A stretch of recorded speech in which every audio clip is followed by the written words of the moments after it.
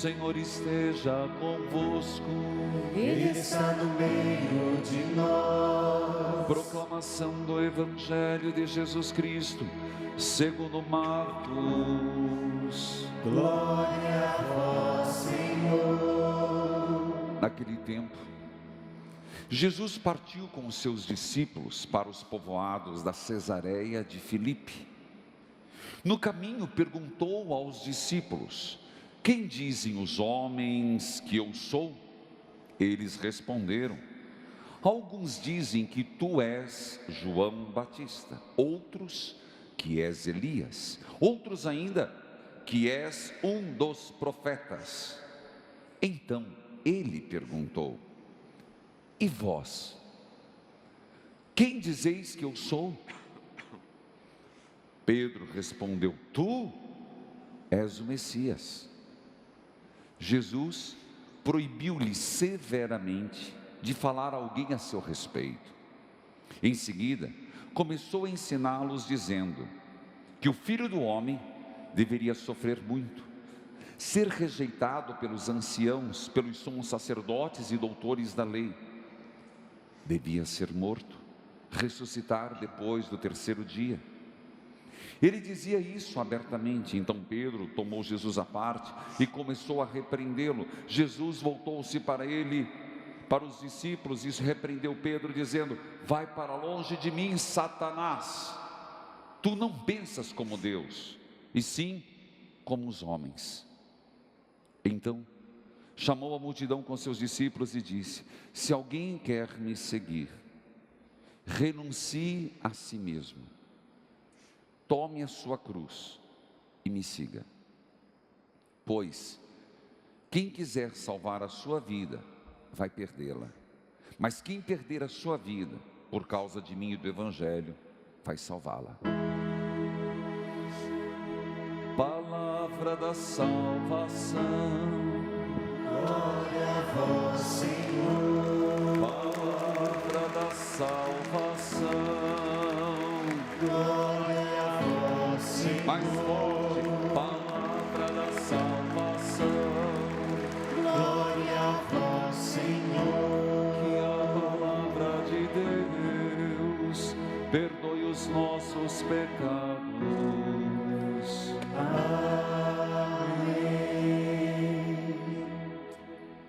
Tenho repetido palavra da salvação proposital, para que fique claro: existe uma palavra revelada de Deus, e essa palavra de hoje nos identifica quem é o Messias, quem é o enviado de Deus. E portanto, esse evangelho que aparece várias vezes no ano, no primado de Pedro, aparece várias festas. Hoje tem um propósito diferenciado na liturgia, e quem dá o sentido é a primeira leitura, o tempo que se vive, a segunda leitura, a própria oração, a eucológica da igreja. O sentido é quem é Jesus, e na voz da boca de Pedro vem uma palavra, uma revelação divina: Jesus é o Messias, o Filho do Deus vivo. Repita: Jesus é o Messias, o Filho de Deus vivo. Qual é a profissão de fé que eu e você somos chamados a dizer hoje? Jesus é o Messias, o Filho do Deus vivo. Guarde isso, vamos repetir várias vezes. Por quê? Começo pelo Evangelho, porque Jesus está caminhando, e na verdade, uma pergunta que nem todos nós temos coragem de fazer, só faz quem tem muita segurança, muita firmeza, que sabe lidar com a crítica, não para os bajuladores. Existem alguns que são eternos massageador de egos. Cuidado, já diz a Sagrada Escritura, se estamos falando de Sagrada Escritura, existem pessoas que gostam de lisonjas. O que é isso? De pessoas que fiquem ali te lisonjeando. que fique ali te bajulando. Cuidado com os bajuladores. E isso tem no trabalho, tem na igreja, tem em todo lugar. Gente que não tem coragem de falar a verdade. Mas quando a gente chega para alguém, e geralmente uma pessoa sincera, amigo, verdadeiro, quem quer caminhar junto, marido e mulher, e se pergunta: quem sou eu para você? É uma faca de 2 legumes. Claro, 2 gumes. Quero ver se vocês estão acordados, gente. Essa pergunta é perigosa. Se a pessoa for sincera: você quer que eu fale a verdade? Aí começa, hein? Quando você diz, chega para a pessoa e diz: quem sou eu para você? A pessoa: você quer que eu minta ou fale a verdade? A maioria de nós não queremos a verdade. É ruim escutar a verdade. É ruim escutar da boca do outro os defeitos. Mas esse não é o ponto principal. Eu só chamo a atenção que Jesus perguntou: o que dizem eles que eu sou? Mas a pergunta mais importante foi feita a eles: e para vocês, quem sou eu? E Pedro, numa revelação divina, num sopro do Espírito, abre a boca e diz: tu és Jesus, tu és o Messias, o Filho do Deus vivo. Repita: Jesus, tu és o Messias, o Filho do Deus vivo. Jesus mandou, repreendeu: não fala, Pedro, não fale. E logo depois, o texto que nós ouvimos hoje, fala que Jesus começa a dizer sobre o seu fim. Não para criar comoção. Jesus não quer ninguém com compaixãozinha, com peninha de Jesus, não é isso. Mas, vocês me reconhecem como Messias? Vocês estão dizendo que eu sou o Messias da vida de vocês? Eu sou o enviado de Deus, eu sou o teu Salvador? Pois bem, preparem-se. Porque eu, sendo o Messias, sei que a missão que me espera não é fácil. E ele começa a discorrer, dizer: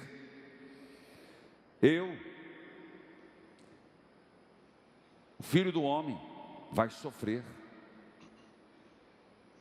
Eu que vocês proclamam hoje que sou o Messias, e quem dera se a humanidade se voltasse para Jesus como Messias, entenderíamos o caminho. Esse é o problema. Proclamar Jesus, jogar pétalas para Jesus e dizer que Jesus é um cara legal, não quer dizer nada. Dizer que Jesus é um amigão, gente, cuidado. Não quero ficar acendendo fogueira, mas tem muita heresia por aí. Jesus não é só amigo, Jesus não é um chapa, Jesus não é um cara legal, Jesus não é top, Jesus não é 10, Ele é o Salvador. E sendo assim, tem implicações. Sendo assim, significa alguma coisa. Porque no Brasil, mas de modo geral, ninguém é tolo a ponto de ir contra Jesus Cristo. Os que são contra ficam quietos. É um perigo a gente ir na onda. Jesus dizia: eu sou o teu Messias, o Filho do Homem vai ser entregue, vai ser rejeitado por aqueles que hoje detêm autoridade, por aqueles que hoje têm uma voz de comando na multidão. Aqueles que detêm o poder vão rejeitar Jesus. O senhor está falando no ano 30 de Jesus? Não, estou falando 2018. A história se repete. A proposta de Jesus está sendo rejeitada? Ou você acha que a proposta de nosso Senhor consegue passar pelos nossos tribunais? Consegue passar pela nossa legislação? Consegue passar pelas decisões políticas, econômicas e sociais? Você há de convir comigo que nesses fóruns maiores, Jesus não tem vez. Da mesma forma que não nos iludamos e não fiquemos acusando os outros, da mesma forma que a própria proposta de Jesus muitas vezes é negada em nossas famílias, em nossa casa, em nossa vida. Rejeitado pelos anciãos, doutores da lei, deve ser morto, ressuscitar no terceiro dia. E Jesus deixa claro, não é que Jesus, por um determinismo, está dizendo, ele está percebendo, ele percebe pela leitura dos profetas, que o fim dele, a proposta dele, não está encontrando eco. Eu te pergunto, hoje está? Não vejo, não sinto. Olha a desigualdade, a violência, o que está sendo aprovado nas surdinas, do aborto em alguns países até o 9º mês. Estou citando um exemplo clássico, mas olha a corrupção, a política está aí, as eleições. De novo, nas nossas famílias, nas nossas igrejas e na nossa vida. De repente, Jesus diz isso e causa escândalo a Pedro, como escândalo para nós. Ah, padre, lá vem o senhor, lá vem falar essas coisas que a gente não gosta de ouvir. Seria melhor falar uma coisa mais doce.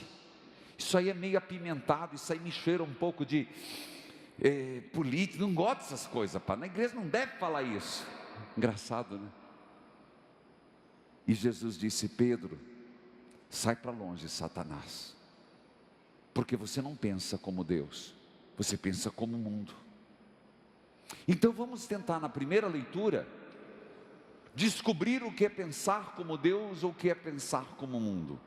A primeira leitura, que é do profeta Isaías, que é chamado o proto-Isaías. Tudo que está aqui é o cântico do servo sofredor, e como cântico do servo sofredor, já apareceu em outros momentos, mas se refere a Jesus. E volta a dizer, nós reconhecemos: Jesus, Tu és o Messias, o Filho do Deus vivo. Então prepare-se, porque se o destino de nosso mestre foi este, não será diferente para mim e para você. E ele deixou claro, se eu e você quisermos guardar a vida, nós vamos perdê-la. Mas se você abrir mão da sua vida por causa dele, terás a vida eterna. Como que isso se aplica? Primeira e segunda leitura. Primeira leitura: o Senhor abriu-me os ouvidos, não lhe resisti nem voltei atrás. O Senhor abre os nossos ouvidos. Será que vamos adiante? Será que vamos seguir nosso mestre e Senhor, ou vamos recuar? Ou vamos fazer aquela coisa perigosa, perniciosíssima, estou usando um superlativo, escolher na Bíblia aquilo que me agrada. Gente, se tem uma coisa perigosa é isso. Você e eu só pegarmos na palavra, eu estava dizendo, falei no ato penitencial, a palavra do Senhor é liberdade, mas eu só quero aquilo que me interessa, me escravizo. É como que diz um dos apóstolos, é você colocar algemas na palavra, e a palavra de Deus não se deixa algemar. A partir do momento que você pega o A, você tem que pegar o abecedário inteiro. Não é só o A, o W, o J, é tudo. E o Senhor é claro: ofereça a face, deixe que lhe arranque a barba. Ei, você, hein, filho? Sei que está aí com a tua barba, mais ou menos como nosso Senhor. Desculpa usar você como exemplo, mas arrancar a barba, quem tem barba ali, puxa um pouquinho. É moda hoje usar barba. Arrancar a barba é arrancar a dignidade. E não é que arrancaram a barba de Nosso Senhor, não tem nada escrito que lá na crucificação arrancaram a barba, arrancaram-lhe a dignidade deste mundo. Mas eu não desviei o meu rosto, eu não voltei atrás, eu não desci da cruz, eu não compactuei com Pilatos, nem com Herodes. Fui fiel, aceitei bofetões, cusparadas, conservei o rosto impassível como pedra. Meus irmãos, não é já por si só. Como é que eu lido com o sofrimento? Como eu lido com as tribulações? Como que nós lidamos com as contrariedades? Na primeira dificuldade, a primeira pessoa que nos rebelamos é Deus. Depois abandonamos a fé. Depois vivemos procurando tudo e todos, qualquer porta aberta, entrando e fazendo tudo o que mandarem, como me falou no rádio esses dias. Como que nós lidamos? Ou nós perseveramos tal como Jó, ou perseveramos tal como Jesus. Não é só esbofetada, arrancaram-lhe a barba, deve doer, cusparadas. A gente não aceita uma crítica. Às vezes eu vejo gente que está anos no serviço da igreja, porque fulano fez uma fusquinha, eu largo tudo porque não vou servir, não sou capacho para levar desaforo. Leve desaforo para casa. Muda essa palavra. Ah, mas eu não sou homem, não sou mulher de desaforo. Opa, você é cristão, meu filho? Tem que levar desaforo para casa. Ô louco, padre. Como? Meu filho, como? Ah, mas comigo é assim, é na lata. Na lata? Depois de um certo momento ficou quieto o tempo todo no julgamento. Mas desaforo não leva. Leve e vai perdoar, que é pior. Vai engolir, porque Jesus engoliu todos os meus pecados, todas as nossas ofensas, e morreu calado, sem se defender. Ah, diga de novo: Jesus, Tu és o Messias, o Filho do Deus vivo. Está vendo? As implicações, ainda tem mais. E o cara me dizendo que eu tenho que correr com o sermão agora que está esquentando. E o Senhor diz, já vamos para a segunda leitura. Então, há certos ditados, há certos comportamentos que são pagãos. Um desses não leva desaforo para casa. E tudo que isso deriva. Tem mais, segunda leitura. Tu és o Filho do Deus vivo? Então, tenha fé. E necessariamente a tua fé terá obras. Tiago não diz, faça obras sem fé. Você pode procurar. Escutei esses dias algumas coisas que não são verdade. Porque aquele que perder sua vida por causa de mim, a fé verdadeira, a fé cristalina, a fé autêntica, se derrama em obras. Mas não necessariamente as obras são fruto da fé. Pode ser fruto de outras coisas, mas é verdade. A fé não é estéril, como ele não é estéril. A fé nos desdobra a tal ponto que o apóstolo Tiago vai nos dizer: se alguém chega para você, estou com fome, e você fala, Deus te abençoe, vou rezar por você. Eu não quero que você reze, meu filho, me dê comida. Por isso que eu falo, comida nunca se nega. Concordo que dinheiro a gente tem que ser precavido. Dinheiro a gente tem que dar para instituições idôneas. Estou dando um conselho. Dinheiro vivo, no cash, você tem que dar para instituições idôneas e cobrar. E a Igreja Católica tem muitas instituições idôneas. Não estou falando da obra evangelizada, estou falando para o Brasil. Agora, se chega uma pessoa e te pede comida, pare o que você está fazendo. Eu faço assim: compra marmita ou vem comigo e come. come à vontade. Porque aprendi com São Tiago. Depois, chegar alguém e dizer, eu estou com frio, aí eu vou te dar vou rezo, Deus te abençoe, eu vou rezar. Não reza para mim, me dê uma blusa.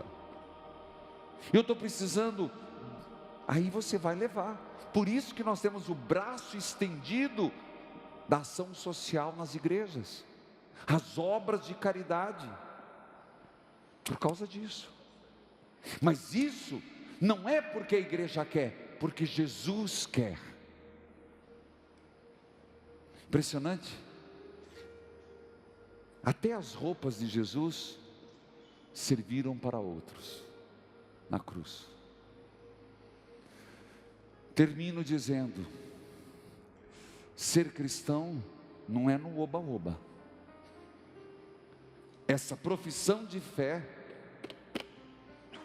que está na boca de Pedro, e eu e você somos chamados a pronunciar, nos faz grudar, ou grudar, né? Não tem o A, grudar a palavra de Deus. A palavra de Deus a gente tem que estar grudado nela,